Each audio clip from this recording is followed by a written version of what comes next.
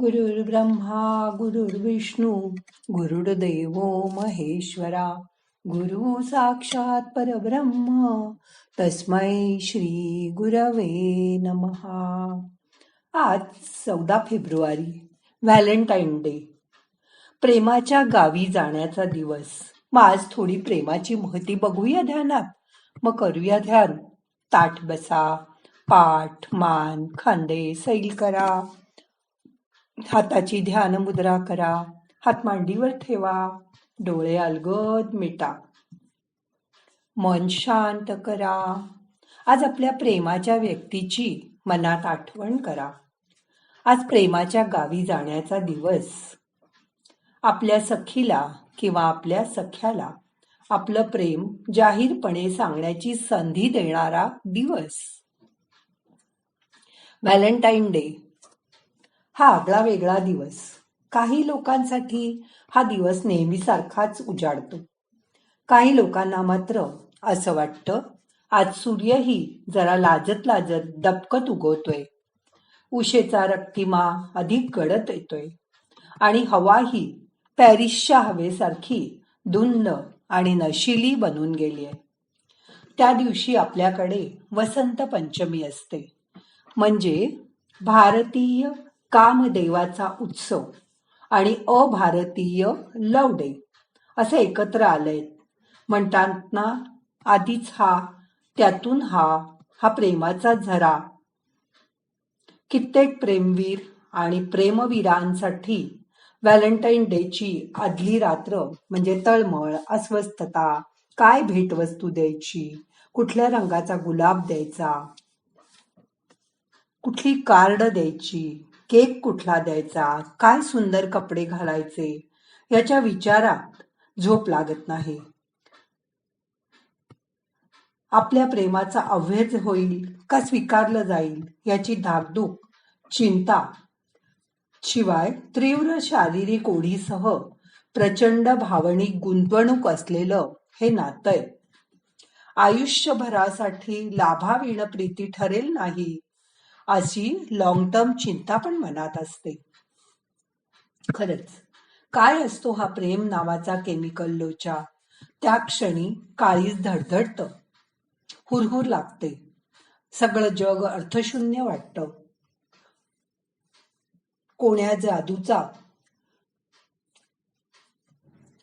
मजनू आपल्या बाजूला येतो.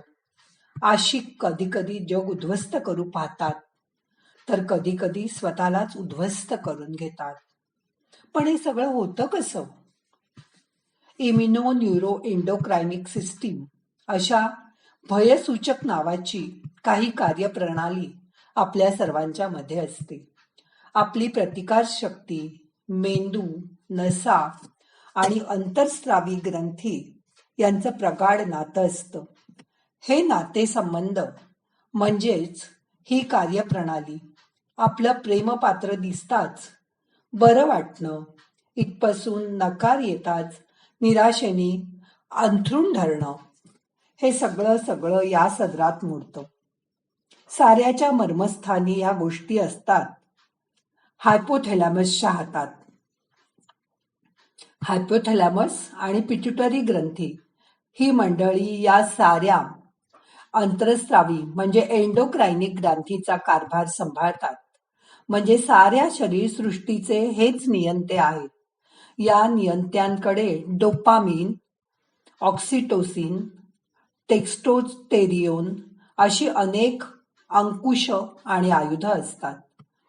यातलं डोपामिन हा सुखरस. डोळ्याला डोळे भिडले की, एकांतात वास घडला की हा मेंदूभर पसरतो. अगदी वसंत फुललेला असतो. मग आनंदाचे डोही आनंद तरंग.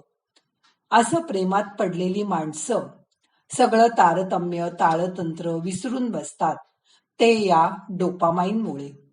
म्हणजे हा स्त्रवत असला की मनात प्रचंड शांत, आनंदी आणि प्रसन्न वाटत असतं. शरीरही त्या आनंदात सहज सामील झालेलं असतं. हा अनुभव वारंवार मिळावा अशी आस लागते. पण याच डोपामिनमुळे माणसाला व्यसनाधीन सुद्धा होतात किंवा बनवू शकतात. व्यसन कसलंही असू शकतं. प्रेमाचं, दारूचं, जुगाराचं, व्यासंगाचं, कशाचंही. त्या सगळ्यात हा डोपामीन कार्यरत असतो. याचाच एक मित्र, त्याचं नाव ऑक्सिटोसिन. हा ममतेचा रस आहे. एकमेकाच्या कुशीत, अगदी खुशीत, निश्चिंतपणे विसावताना जो विश्वास, जी जावळीक, जी भावनिक तादात्म्यता जाणवते, ती या ऑक्सिटोसिनमुळे. जन्मोजन्मी मी तुझ्याच जवळ राहीन, तुला चंद्रावर घेऊन जाईन, अशा शब्दांनी सुरू होणारे वाक्य, त्यामागचा दुर्दम्य आणि बहुतेक फाजील आत्मविश्वास हा ऑक्सिटोसिनमुळे येत असतो.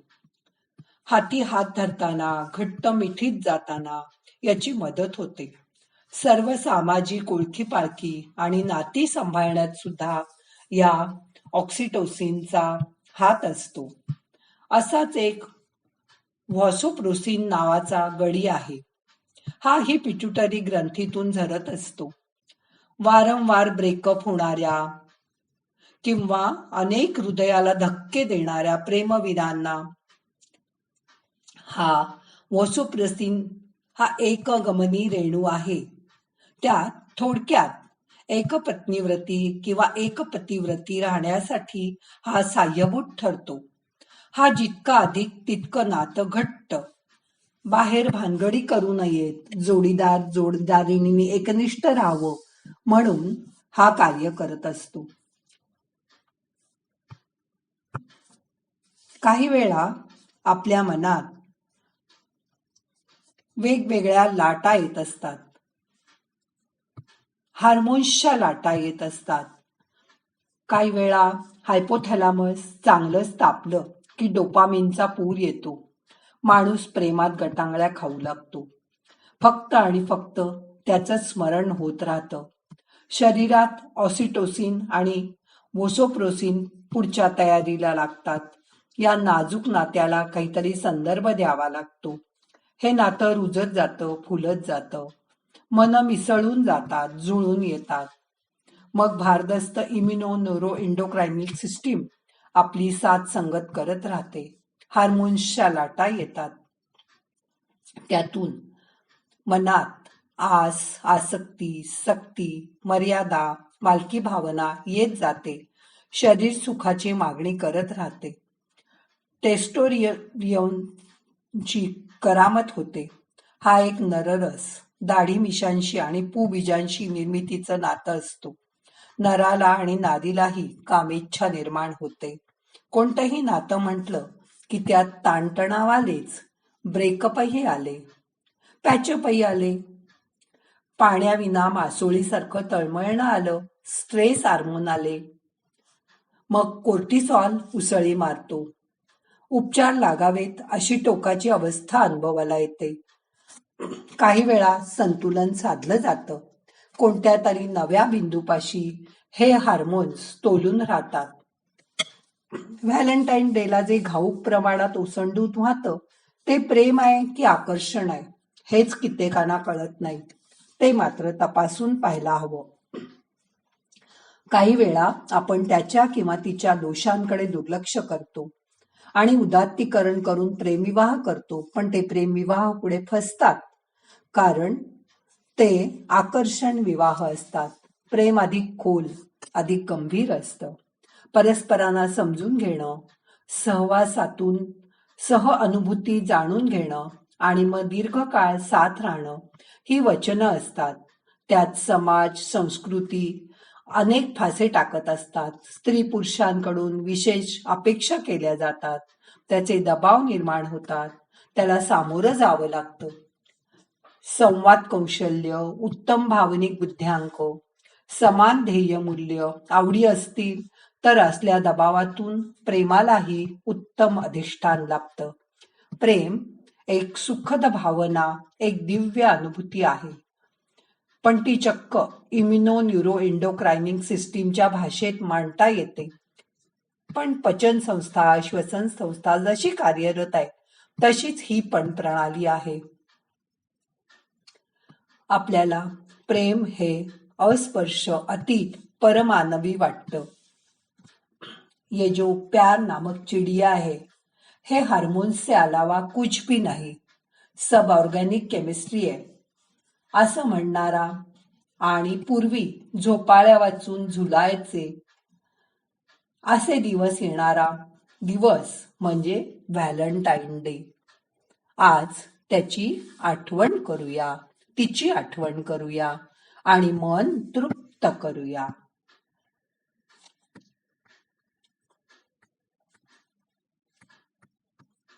नाहम करता हरि करता, हरि करता हि केवलम.